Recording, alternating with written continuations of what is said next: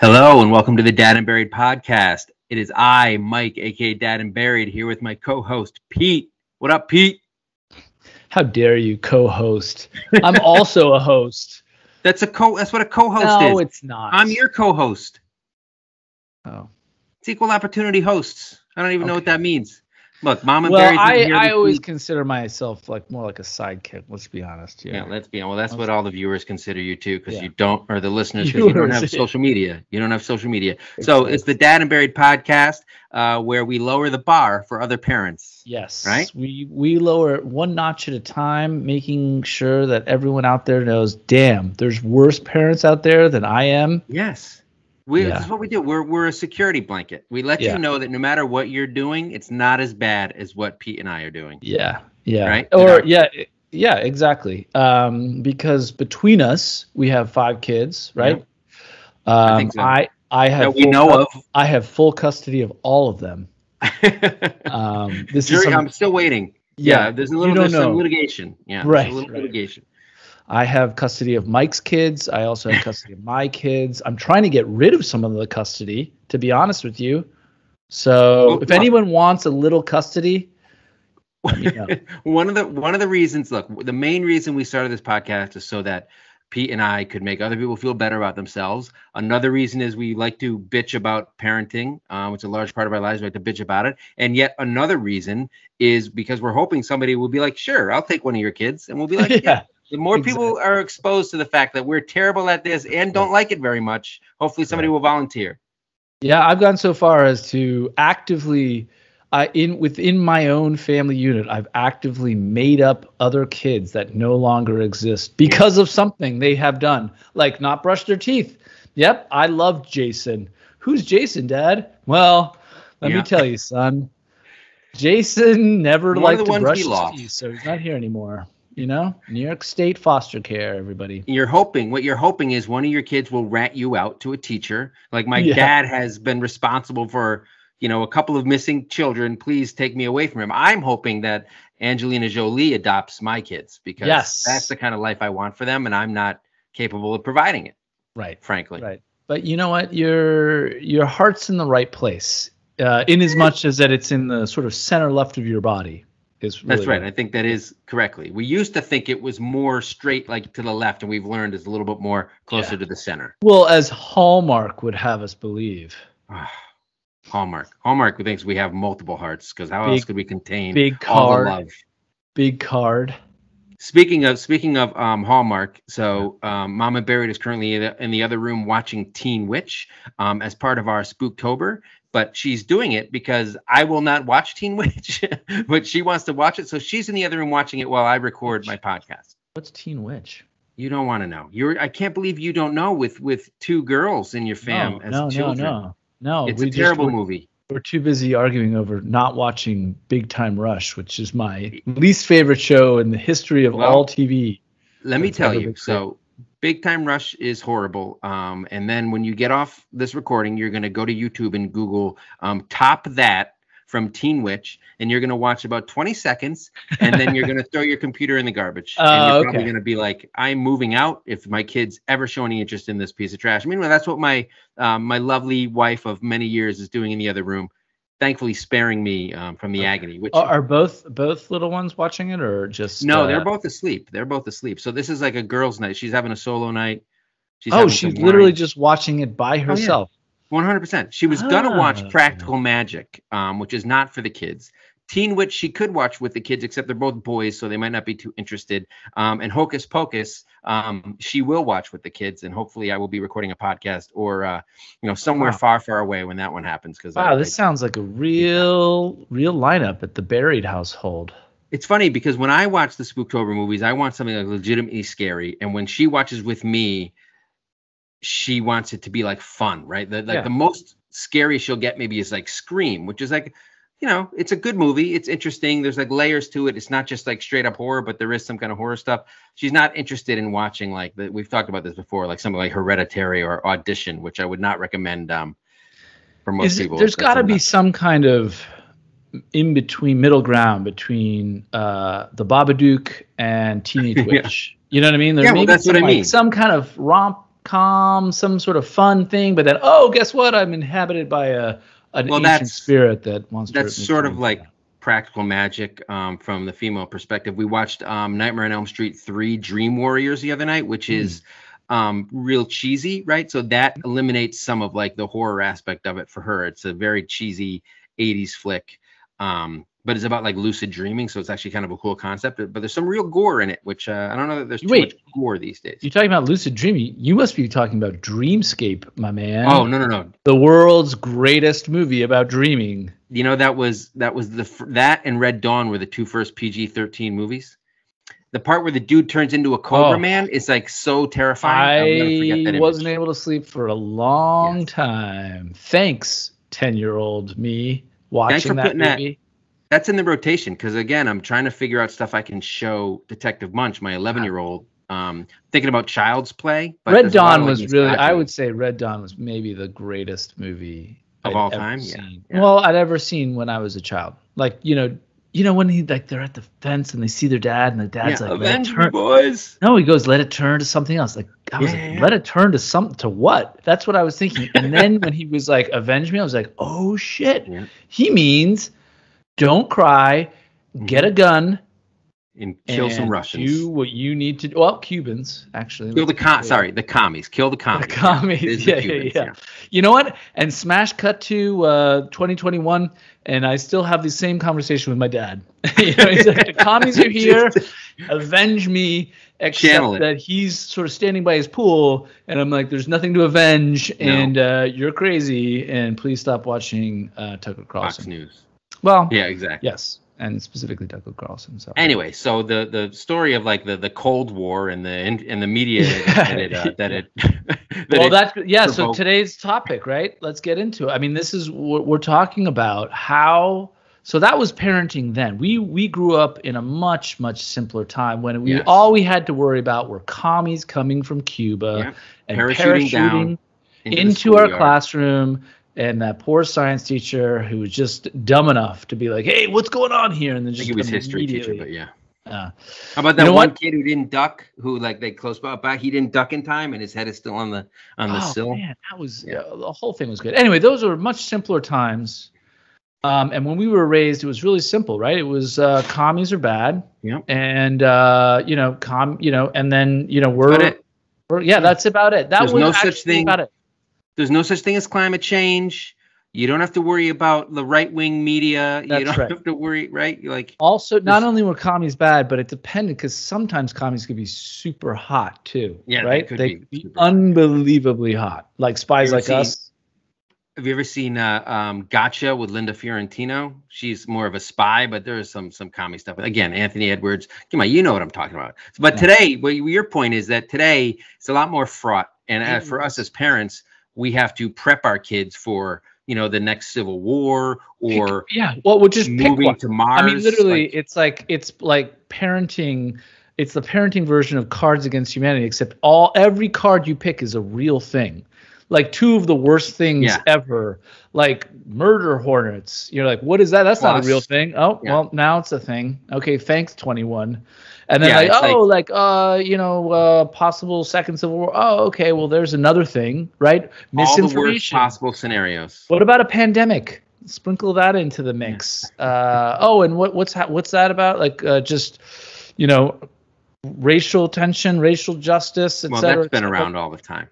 It has, but now it's laid bare, right? And the bill has come due, and I think it's and also like in the 80s, another thing that's been laid. We didn't have to worry about Harvey Weinstein in the 80s. Like nobody knew what he was up to back then, but now we know we have to protect our kids from him. Was being molded in the 80s. He became who he was because of the 80s. Yeah, look at us. God, we're crushing it. So we're gonna get into that when we come back from the break. I also have, speaking of nightmare scenarios, I'm going to tell everybody what I did this weekend. It falls under the category of fall family fun, and we'll get into that, and we'll get into what we're trying to do to prepare our kids for the rest of their lives in this hellscape that we call the 21st century.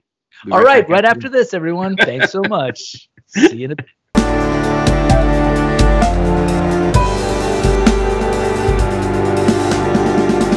All right, so tonight Pete and I are going to be talking about, how we want to try to prepare our kids for the future. And the challenge for me is, I don't know how to do that. So hopefully Pete will have some tips for me. But before we get into that, I want to tell you what I did this weekend. And at least one thing my kids will know how to do is escape a corn maze, because we went apple picking. One of Mom and Barry's favorite activities. We do it every fall. And what we did was we drove. It should have been about 2 hours and 15 minutes, which is already way too long. What? It ended up being about 3 hours. The traffic to get to the GW Bridge, God. It was a nightmare, right? So we get there. I got to stop you there. I'm sorry. Let me just stop you. I've literally, it just come to me, the next greatest horror movie ever is, hey kids, we're going on a 20-minute drive and it takes 3.5 hours. Oh. And the George Washington Bridge is somehow involved in that. Of course it is. Story. Of course all of that is the makings of the world's greatest horror story. Please continue. So this was on Saturday. So we get there and we get like our bracelet so that because it's agritainment. Is this in New Jersey? No, it's in upstate New York. It's like the Catskills. All right. Normally when we go to the Catskills, we spend a weekend there and we like sleep overnight, but not this time. This time we were driving 3 hours up and about 3 hours back. It was great. So we get there and we get our little bracelets so that we can do the corn maze and the apple picking and a couple other things. And immediately before we do anything, we go buy cider donuts and apple cider, which means for the next 20 minutes, my kids are running in terror from the bees that are swarming all of the sweets they're holding and the wasps. Literally, at one point, we were walking to the corn maze. Yeah. My 11-year-old is just like deathly terrified of bees. He got stung once and it wasn't even that bad, but he has a phobia at this point. He's walking along. We're walking down the path with his cider. He sees a bee. He straight up throws his cider. Like it was like $7. He just throws it like 20 feet away and books it to escape a wasp, whatever. It was actually from that point on, like it was like, this is an absolute disaster. But then we got in the corn maze and it actually became fun. I'm not going to lie. I don't like doing it. It has become a tradition, which is the thing. Parents out there, dads, if you don't want something if there's something your wife wants to do and you don't like it, let her do it once and then just be like, no, never again. Because once you do it twice, all of a sudden it becomes tradition and you'll never get out of it again, which is why every year we do this. Mike, yet again, you've dropped not a, like, it's like a knowledge bomb, but it's like a knowledge bomb light. And I love it. Thank you. Why's it got to be light? Why can't it just be a knowledge bomb? I don't know, Mike. It just, the thing is you drove 3 hours. You get out of the car, and before you've done anything, they've just separated like what $600-700 from you and your wallet. Just like, oh yeah, no, you need a bracelet. Oh, you want to do the corn maze? Oh yeah, no, that's an extra $30. Oh no, I think you'll find it's per person. You're like, this place. Even better, tonight my son wanted an apple and he went and grabbed himself one. But instead of grabbing one from the bag that we got at the store, he grabbed the biggest one we got off the tree on Saturday. And my wife was pissed. She was like, we have this bag of regular ones. Why do you use this for pies or whatever? Whoa, hold on, back up.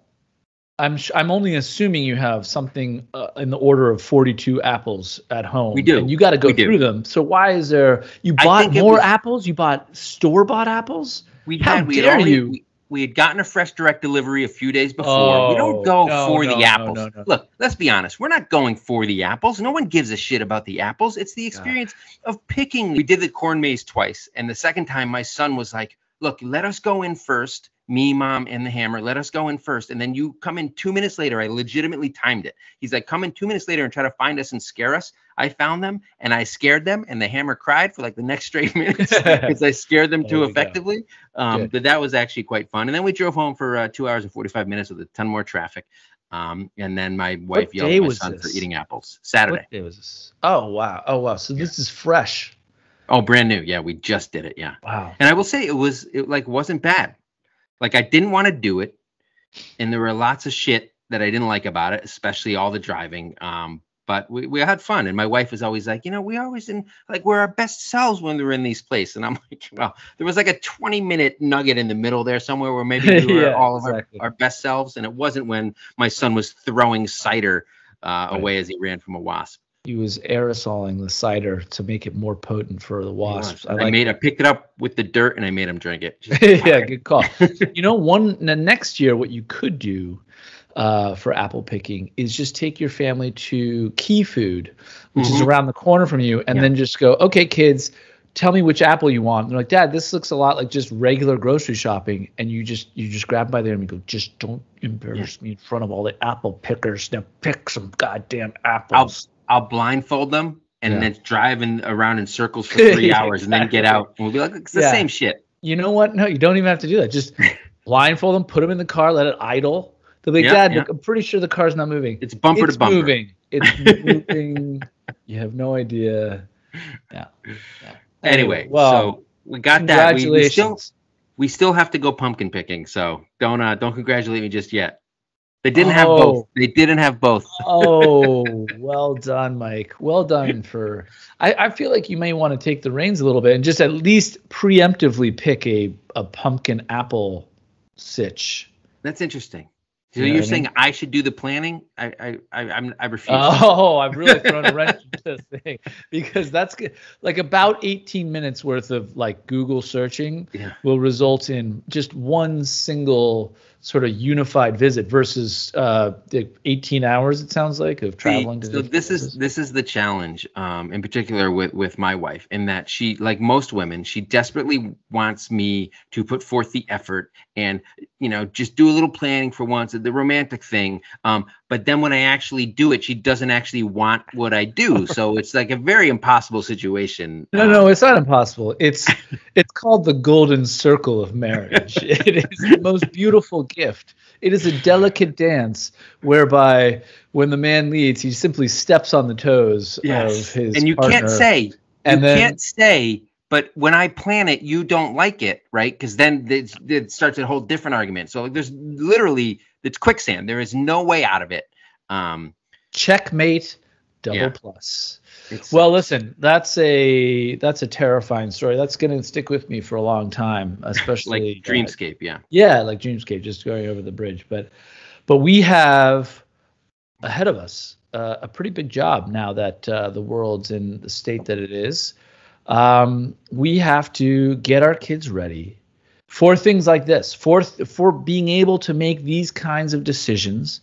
The world is a much more complicated place. It continues to get complicated, but in the same way, it also the fundamentals remain the same. But it's just the amount of inputs are increasing at an incredible rate, right? So I have 2 points I want to make there. One of them is a question. The first point is I'm glad you said that this job is ahead of us because I have not started preparing my kids for anything. No. Right? So it has not begun yet. My 11-year-old. He's got nothing, right? Like he struggles to butter Well, it toast. Starts this year though, 11. Exactly. For sure. Sixth grade, brother. Middle school. Yeah, he's on his way. One of his kids at school told him that one of his new friends at school said that he was in phase 2 of puberty. And I'm like, there's phases? So then we asked Alexa, and it turns out there's phases of puberty. Anyway, don't ask Alexa that. Just have your son sit you down and just have him walk you through the puberty. We have to have the birds and the bees chat. Yeah. Exactly. He can explain it to me. So my other point is more of a question. So we were talking about earlier how in the 80s, Harvey Weinstein wasn't around yet. Climate change, which actually was known about, just everyone felt more comfortable ignoring it. Even more comfortable than they do now. Yeah. So everything was around. First, let's just do a quick snapshot. Cocaine was everywhere. Oh, it was an amazing needles and razor blades and Halloween candy. Yeah. So in the 80s and 90s when we were growing up, I don't know if anyone remembers milk cartons and all the hundreds of tens of thousands of children that were missing in any given day. But that was a thing. And, so it was a simpler time because there was just less knowledge. Was Harvey Weinstein around? There were a billion Harvey Weinsteins around, and they were doing whatever they wanted, and they continued to do whatever they wanted. And the things the only thing that has changed is that there's more information. This was going to be my question. Yeah. Do you think the world is more dangerous and we have to prepare our kids for more? Or are we just kind of forced to consider the fact that the world may be more dangerous and there are more things to prepare our kids for because there's so much more coming at all of us all the time about everything? There's no way the world is more dangerous now in the 80s. than it was. So let me caveat that. Let's call them old dangers and new dangers, right? So let's be clear. The amount of old dangers, like let's just good old fashioned murder and kidnapping and van, puppies, or as my mom when I was going to college, the Moonies. The Moonies, like a cult, you mean? She referenced the Moonies, and then like how ironic that she's like, everything is Fox News now, and I'm like, okay, right. Thanks, Mooney conversation.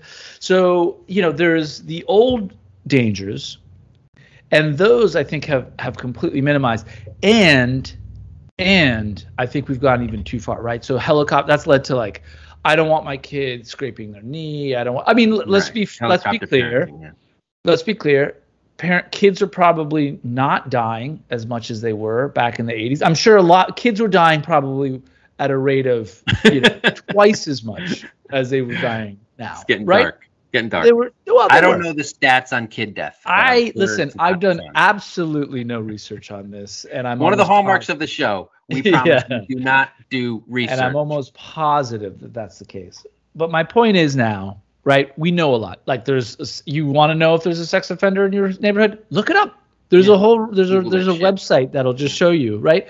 And so we now are aware. Okay, now we're aware of all this stuff. Okay, but then there's new stuff, and the new stuff is the new dangers are the online, the meeting, the people chatting, the catfishing, whatever you want to call it. Yeah. I mean, that's or even worse, really. It's not even like I'm gonna, your kid, my kid, anyone's kid's gonna go meet someone. It's more just like, oh, hey, here's a pic of something, and the next thing you know, it's like, what the fuck? So here's an interesting. So we were talking about Harvey Weinstein, but I think a better example is someone like Bill Cosby, right? He was around in the 80s, right? Oh, yeah. Oh, what are you talking about? Around? I know, but what I'm saying is, he was my TV dad. What I'm saying is, it's not like he just suddenly emerged the last 5 years and is a new danger. He was always a danger. We just didn't know about it, right? So now we know about it. Sometimes that's good because you do want to know that, like, the guy who's America's dad is probably not a great role model, but you don't necessarily need to know every single bit of terrifying information. Well, this is what I'm saying now. So here we are, right? We're parents. We're Gen X, millennial type parents, and we have all this information, right, at our hands. And so what we are coming into, we're bringing our kids into this world of like hypersensitivity around all the dangers, about all the Bill Cosbys, around all the drugs and weed and sex that none of us ever had, but were told about. Never. I don't even know what those things are. A lot. And Mike, I tried to get you to do all of those things, and you constantly were telling me, and I was raised like, well. That's not I was like, I don't know if that sounds like a no. So the challenge isn't so much that we need to we have to prepare our kids sort of for the same things, but we also have to prepare our kids to not worry about some of this stuff, because some of the stuff that they're getting, like, you have to be able to cut through the noise a little bit. That's right. So just, to be clear, our kids in the last half generation, like sexual contact, all that stuff is going down, right? Like everything is decrease. So like, what we were doing, and we were told, like our let's say a half generation above us was doing in middle school and high school, would blow the fucking minds out of you and I today. We would be horrified if our kids were doing anything close.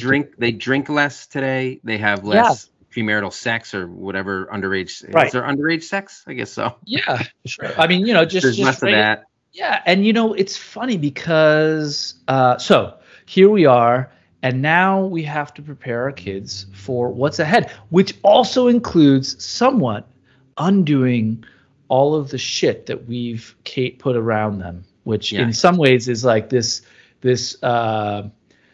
fear, right? Which it's come from a natural place, a good place, but it also is like it's been almost so, and I've said this before, I think my biggest failing is my 13-year-old barely knows how to use a knife. There we go. I just said it. I said it out loud. On an apple tonight. My 13-year-old barely knows how to use a sharp knife? My 11-year-old had a sharp knife to cut his apple tonight, and it was like I walked in on him doing it. I'm like, Jesus Christ. I'm like, I'm just terrified you're gonna cut your hand off. You don't know what you're doing. And it was like right before bedtime. And rather than teach him, again, my fault, rather than like teach him how to do it, which I've done before, but not like diligently enough to like let him do it. And the other thing is he doesn't want to try, he just wants to know it, right? He just thinks you tell him how to do it once and he's an expert, which is just a different topic. But yeah, there's so much information coming at them and so much stuff to be scared of. And for us as parents, we have to learn like what kind of stuff we have to just keep out of their orbit so they don't need to worry about it, so that we can focus on, hey, here's how to use a knife, right? Here's some basic stuff you need to know to survive. A lot of the other stuff is just noise. And, I think, as we go into, as we look ahead into the future, social media and screen time. Let's not even talk about social media. Let's talk about screen time. That's sort of barreled down, come right at us. However, I remember watching an absolute fuck ton of TV when I was growing up. 100%. Like an absolute shitload. Now I would also like play a lot. I did reading, but like I watched a incredible amount of television. Television is what I was watching. Now, when we're getting upset with screen time, I think it comes down to the quality versus the quantity, honestly, in my opinion, right? So I think if you're watching like Big Time Rush, or like that's an example of a TV show, or honestly, no, this is a bigger thing to be really more worried about, is any sort of kids YouTube channel where the kid is unwrapping a toy and playing with it, like 100% with a bullet.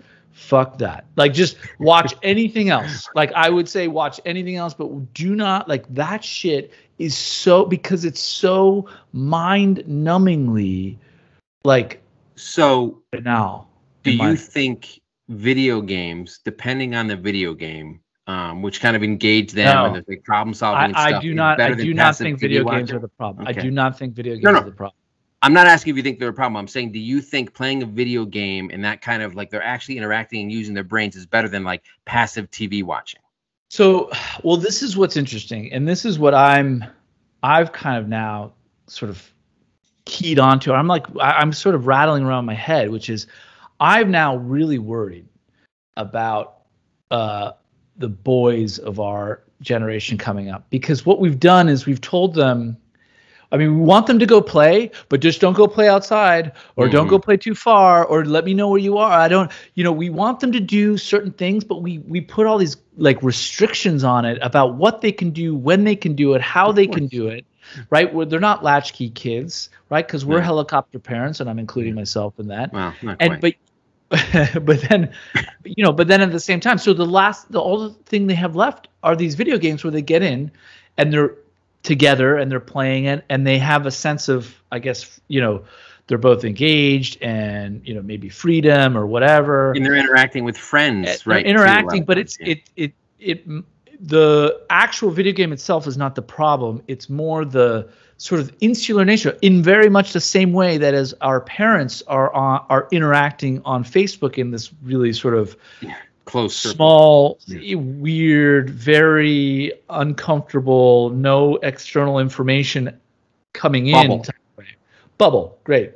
Yes. That's what I'm worried about. That's a danger, right? Like video games, not a danger, but playing hours and hours of video games with like only a certain number of people in a very specific way, right? That can lead to moderation in all things, but also you want them. So we did an episode, I think, in the summer before our break about how to raise well-rounded kids, which is kind of what you're talking about. We're like, some video games are good, like playing video games sometimes is good, playing TV sometimes is good, but like using your imagination for like pretend play or whatever, or playing sports or being outside or whatever, you want a little bit of everything. The pandemic curbed a bunch of that stuff, which I think a lot of parents, as hopefully this thing is winding down, are going to have to pull back.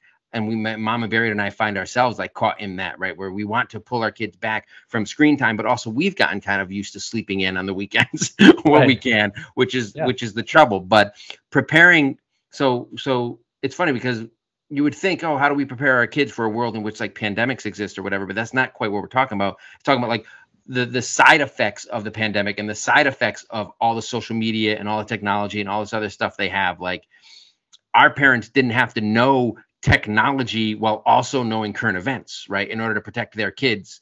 And for us to be able to protect our kids, like we have to know, we have to like understand TikTok and like, I understand it unbelievably well. We've seen my Catholic videos. You really do. You're not online, so I worry that you can't speak the language, right? No cat. Oh, I'm online, all right. I'm online. I'm what the Marvel has a whole character about me. It's called the Watcher, and I just I'm there in the shadows. Must but not I think intervene.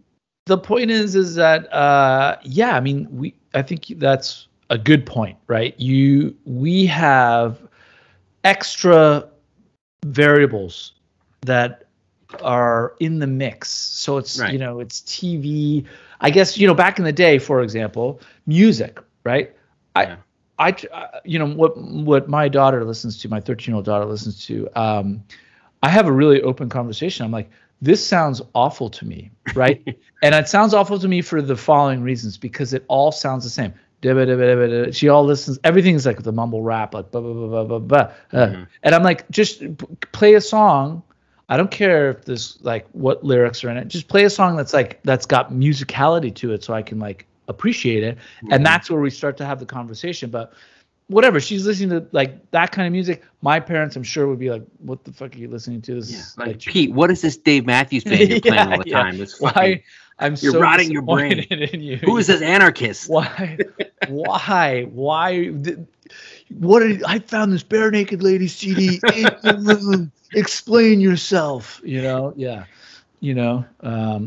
that's tough. You listen to some dangerous stuff, obviously, back in the day. Yeah, but so that's so funny because those are the conversations we were having, right? TV rots your brain. Right. Yeah. Rots your brain.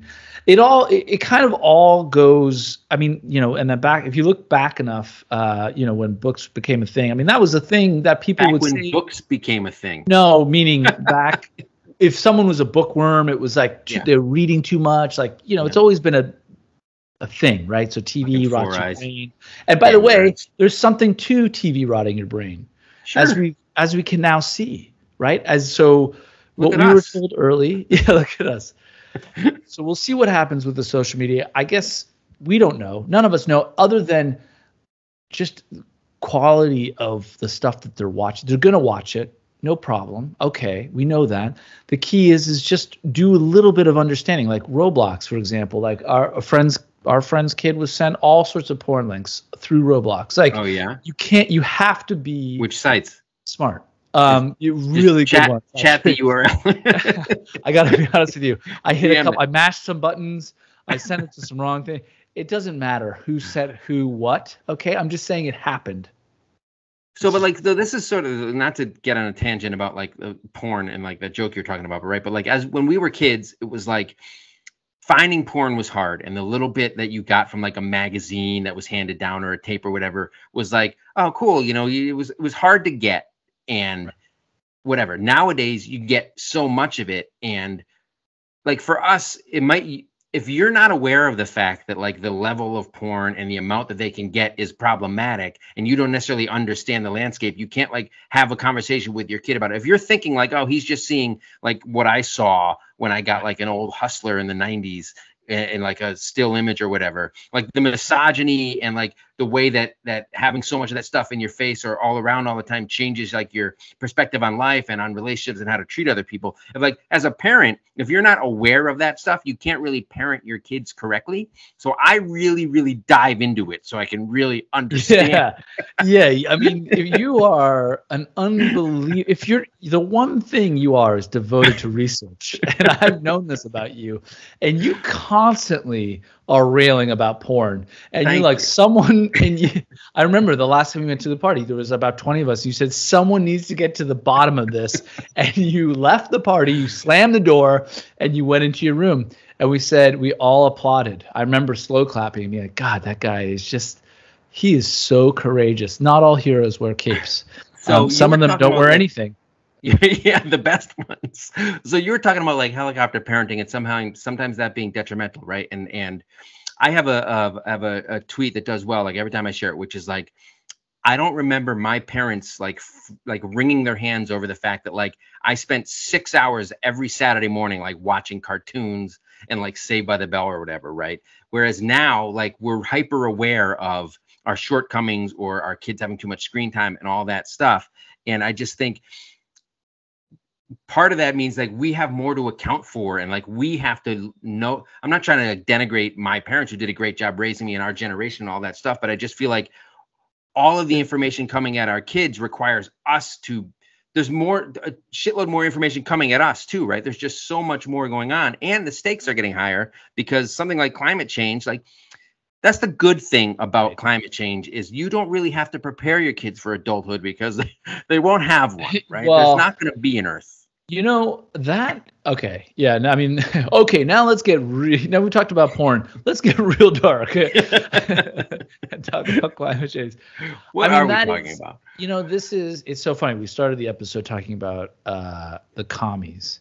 And if we think about it, God, how real that feeling was of that, right? How real it was that nuclear war was going to happen at any point. Yeah. And, you know, you had strategic, you know, arms limitation treaties, but the movies, right? Like all Red Dawn. So many movies about that. Everything about it was just so tangible, and it was so simple. And let me be clear how simple it was, or it was us and them. Now, here's the problem. Here's the problem, right? This environmental crisis, it's as if the nukes are either in the air. I mean, it's so terrifying. They've already detonated, and now we're dealing with the radiation fallout. Yeah. Now, okay. So what can our kids do what can we do about it? There isn't a ton, really.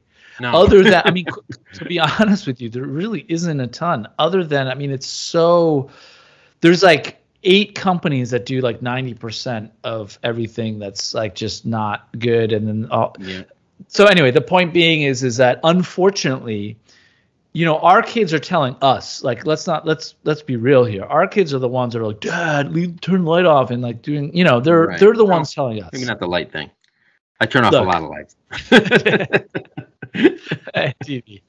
But that's the thing that I feel so helpless about. Actually, I just don't even know what. There you go. Right. I think that's maybe the thing that we need to focus on is teaching them not to feel helpless. Like, even though we do, because a lot of these things are sort of in motion, and there's so much negative information coming at us about all this shit. And right now, you know, I'm not gonna lie or sugarcoat it. Shit is pretty dire, like in the United States, in terms of like ideologically and just 2 separate countries and all of this kind of stuff. And it's easy to feel helpless. That's why I always make sure when I like tweet something, I hashtag the proper thing. You've got to virtue signal. You properly. Have to virtue signal, Mike. Right. If you're on social media and you live anywhere near Brooklyn, if you're not virtue signaling, they will come and get me. What are you doing? They will come and get me and shut down my Instagram in 2 seconds. But that's the thing. Like, we need to even as bleak as it can look, and as much as we joke about the proliferation of, you know, horrible things, you know, whether it's porn or greenhouse gases, is that what they're called? Greenhouse carbon emissions, and you know, pandemics, which, you know, who knows if there'll be another one, and screen time and all that shit. Like, we have to teach our kids, you know what? Well, okay. You can overcome. We can't. We blew it. Now it's on you. I mean, actually, this is to us. Like, the environmental stuff is really, it really is on us, and it's so mind-numbingly massive in its totality. Now, here's part of the problem, okay? Because our parents, we were raised just with that simple, like, us and commies, like, binary, it's just so binary. And now it's like, oh, let's see, there's the climate change or climate crisis, excuse me. Yeah. Oh, that's the equivalent of a nuclear war. Oh, and by the way, there's also this our entire fabric of our society is now essentially the bill is coming due, and we need to. I mean, it's always been there, but now we need to address it in a major way, and that's caused an entire schism in our society where some people are just like covering their ears and going la la la la. And it's like, and so there's so, and then of course you have social media, and that's amplifying all this stuff, and then we have a fucking global pandemic, and the thing is we now have this three sort of fronted war on our hands, a battle.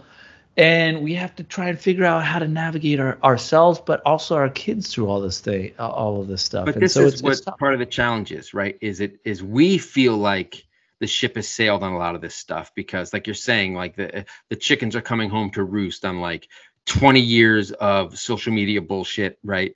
I guess not 20 years, but 20 years of like the internet being kind of what it is, and then social media bullshit and climate change, which frankly, like they should have started to fix in the 80s, right? At the absolute latest, right? And instead, now we have to be like, we feel a little bit helpless, like the kind of ship has sailed because the previous generation fucked up, right? And we're here like, what can we do? Because we're kind of like defeated by all the horrible shit that's happening. I mean, we got to teach our kids it's not all over, right? You can still help.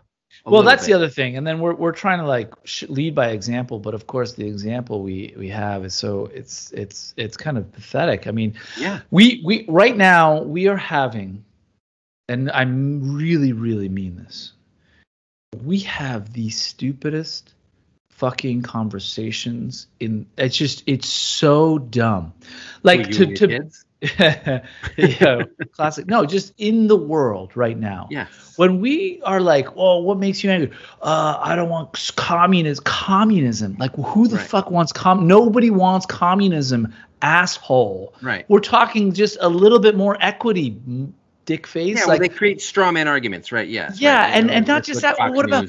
Oh, don't step on my freedom, Okay, dude, brother, you wear a seatbelt, motherfucker? Do you blow through stoplights because your freedom of going at whatever speed? But it's a byproduct of social media and Fox News and all that stuff. Yeah. Well, I'm again, you're right. It is, and it's when we say Fox News, I think what we really mean to say is just being when you. Negative information is so much more powerful than positive or not. Pointing out a new enemy of some kind. Yeah, us and them, right? And let's think back. Let's think back to how clear that was. Exactly. Let's think back to how clear that was for us. Red Dawn. God damn it, that was the greatest movie ever. Why? Because it was so simple. These guys parachuted to our collective town, and they started doing it to us. Right. And it was us versus them. And that's why. And at the end.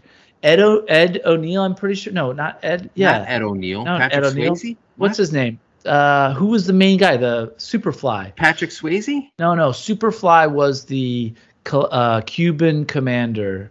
No, he wasn't. His name is. Yeah, he was. The actor who played Superfly was the Cuban commander. Remember, and he puts the gun down when Patrick at the very end, where he's like, because he realizes that underneath it all, despite the fact that he's absolutely destroyed, these two kids have destroyed his entire base, he can put the gun down because he's like, you know what?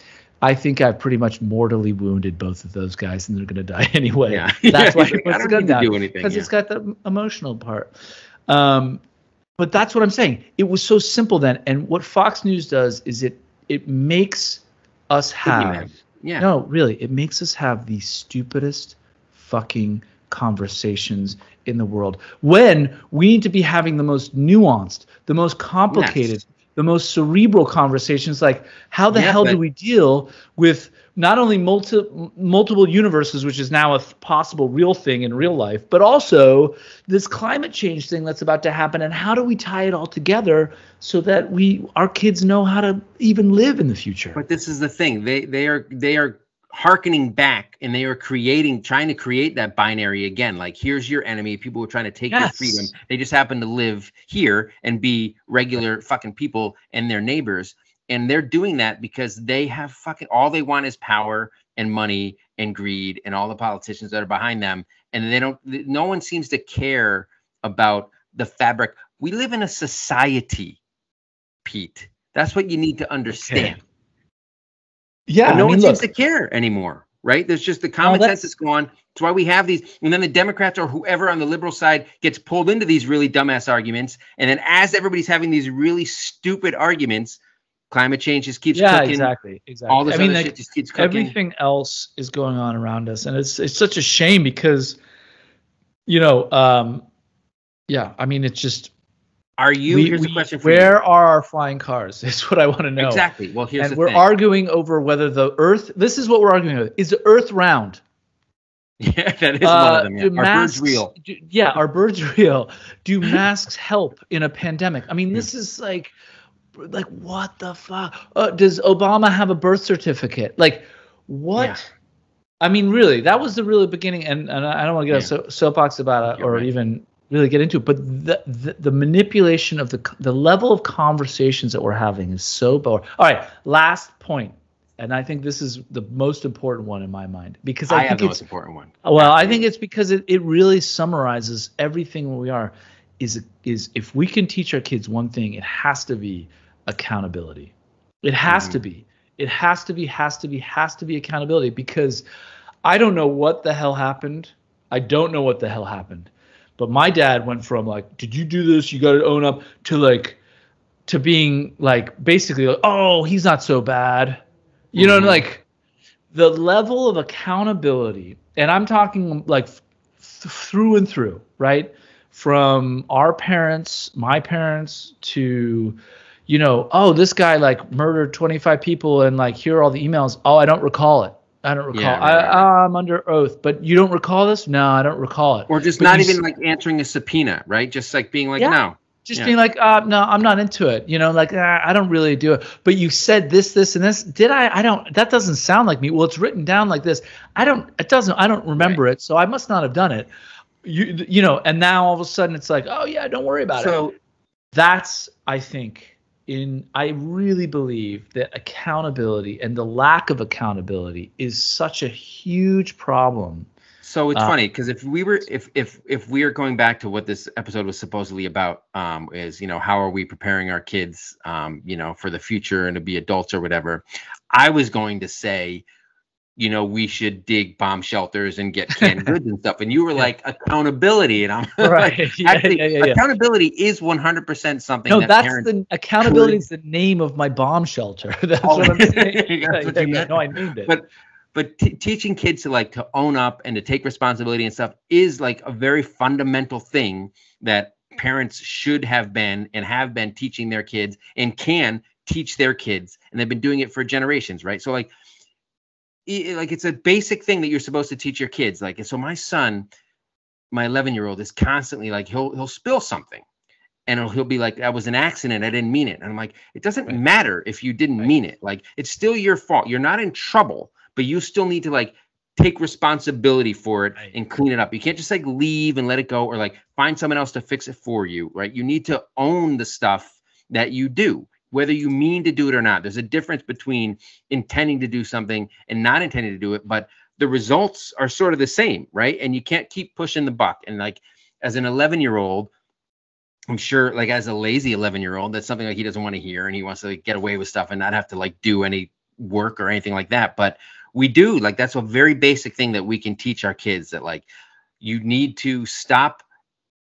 Is the other thing. You need to stop pointing fingers, take responsibility, and then try to find a solution, right? So one of the things he's constantly doing is making an excuse for why something wasn't his fault. And I'm like, let's not worry about that, and let's try to solve the problem instead, right? Yeah. And I think that's a good example. I mean that happens a lot in my household too, which is I didn't mean to. It's an accident. I have 3 kids, and there's a lot of accidental. I didn't mean to stab that kid 5 times. That kid being their brother or their sister. Just what do you mean you didn't mean? It was an accident, right? And what do you just stop with the word accident, and then throwing up your arms it was an accident, right? What do you want me to do about it? What I want you to do is to say, "Oh shit, I am sorry," and I actually. Right. I don't care if you even say the actual phrase, "Oh shit, I'm sorry." I think I would be better with that than what's currently happening, which is there is a lot. We just need to get our kids to make sure that they yeah, are as you say, fess up, or just deal with it. Yes. Deal with the situation. Don't even come and get me, right? Solve the problem so I never knew it existed, rather than either letting it linger or coming and blaming it on somebody else, right? Like, just fix it, right? You just can't keep being like, oh, I didn't mean it. It doesn't matter. In the real world, it doesn't matter. Like, ignorance of the law is no defense, right? If you get caught speeding and you're like, oh, I didn't know the speed limit was 50. Well, this is a real problem. Well, this is the problem. This is the problem as I see it. Because that is kind of where we are as a society. So the lessons that we're trying to teach our kids, more my point is understanding the context of it. It's all well and good to teach our kids something, but it's even more to understand that we actually live in a society where people are like, oh yeah, and body cam footage like just released, and oh yeah, they actually were doing everything that they said they weren't doing. Right. But they were already acquitted or whatever. They already got off or whatever the case may be. And by the way, yeah, I am actually talking about the police because like that's like a big part of this, like accountability. And I don't mean it like, and honestly, I really don't even mean it in like, I mean it in literally like a pure legal way. Like if a doctor is allowed to get sued and disbarred or, like lose his license over any kind of small minor infraction, or not even minor infraction, but even sort of major infraction, they will lose their license, right? Their medical license is put up. There's no sort of doctors, my point is all of this lack of accountability. And by the way, there's saying to be, there's teachers and all sorts of different things where things happen and you have enough mechanisms and systems in place that actually protect and sort of surround and people could be like, oh yeah, no problem. I didn't know. Oh, I know I was like dumping uranium into your drinking water, but like I didn't know. How was I to know? Or actually I jumped just enough uranium into the drinking water where I guess it's not like technically illegal. And you're like, hey, how about like no uranium in my drinking water? But the people everybody is trying to do that, right? A lot of people trying to do that and like shirk responsibility and get away with stuff. And then the people who end up the imbalance in the people who end up getting away with it, the people with money, the people who are white, the people who have status and all that stuff, right? It's just another layer on all of this stuff that our kids are having to deal with, which again is why I want to build a bomb shelter. I'm not going to call mine accountability. I call mine Wolverines, right? Get down in there real good. But I can't. I'm not good at that DIY stuff, right? So I'm gonna have my kid watch some YouTube videos, and hopefully it'll be a little summer project we can do together. There we go. I don't own my land though, right? I rent, so that's a problem. You know what? I actually believe at the two ends of the political spectrum, they actually kind of bend and they join together at the sort of outward bound survivalist movement. They sort of come together. Like doomsday like the left and the right sort of come together, and both are off grid, both are raising chickens and cows, and the only difference is one has like a buzz cut and the other one probably has long hair, and that's pretty much the difference. But they both believe the exact same thing, with the exception of maybe one's extraordinarily hostile and the other one's like super into just being cool. I don't know. We don't know which one's which. We don't know which one's which. And we don't know which ones our kids will turn out to be. But we do know that they're going to see a lot of porn before they get there, right? That's just the way it is, guys. We're going to try to stop it, but it's everywhere. It is everywhere. I mean, let's be clear. One of the major social networks was literally created for dick pics.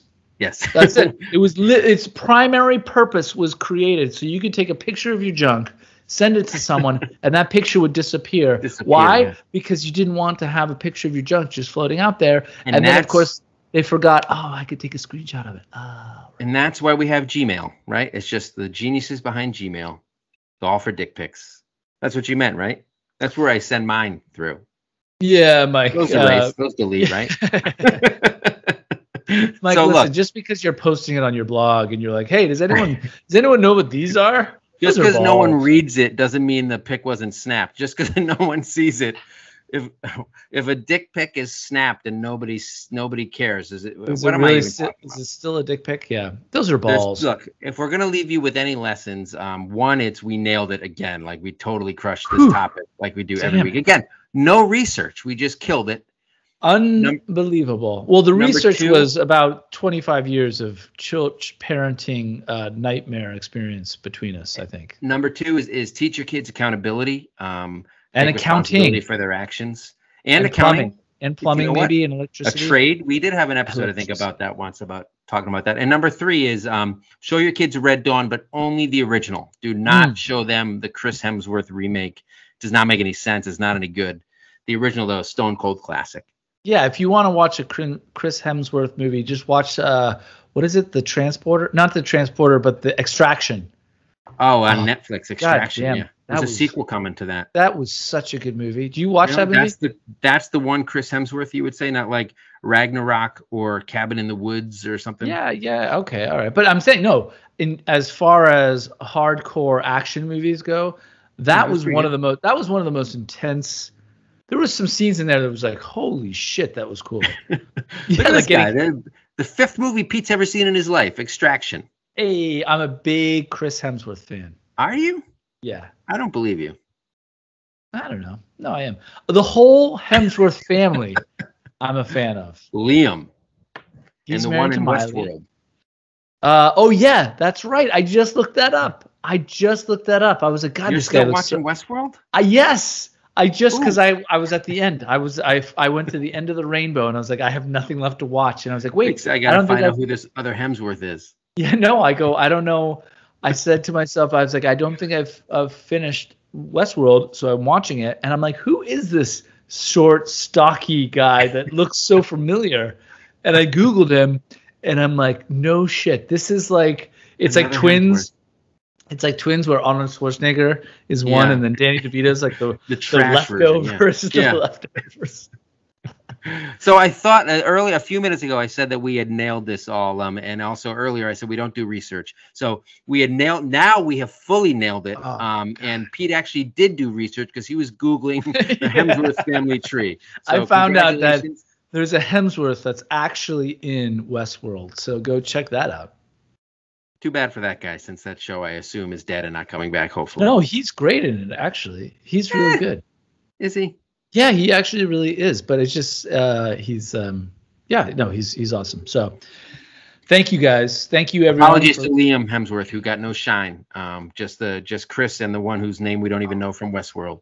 Don't worry about Liam that. dated Miley Cyrus for a long time. Give the man some credit. I think he was married to her, wasn't he? Anyway, listen, guys. I think it's going to be okay. I think we're going to be okay. I think you're going to be okay. I think your kids are going to be okay.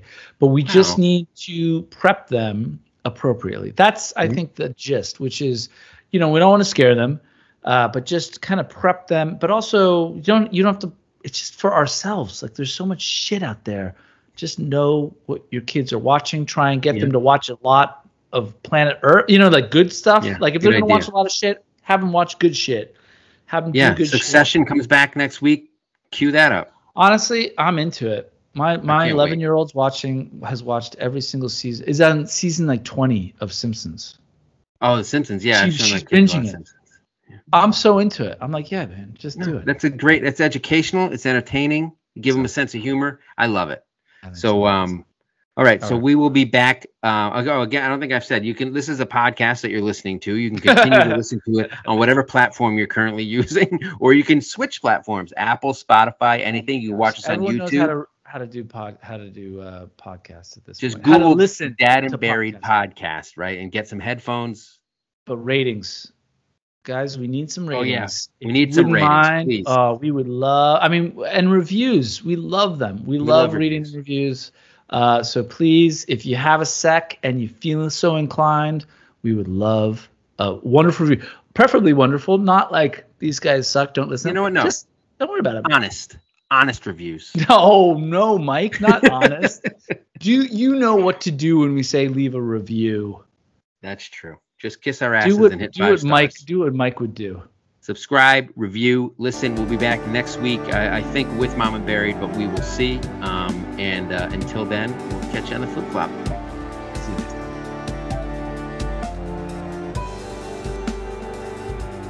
I don't know why you would still be watching This Isn't a Marvel Movie, no matter how much I look like Paul Rudd, which you can deny it all you want. It's there. In the eyes, I think. I'm young looking like him. If you enjoyed the podcast, which you obviously did, or you wouldn't be listening still. Sign up on iTunes, Spotify, wherever you want to listen to. Comment here on YouTube. Subscribe. Hit that like button. We want to hear from you. Comments, questions, dirty jokes, money. All the money you can give us. We'd love it all. Catch you next time.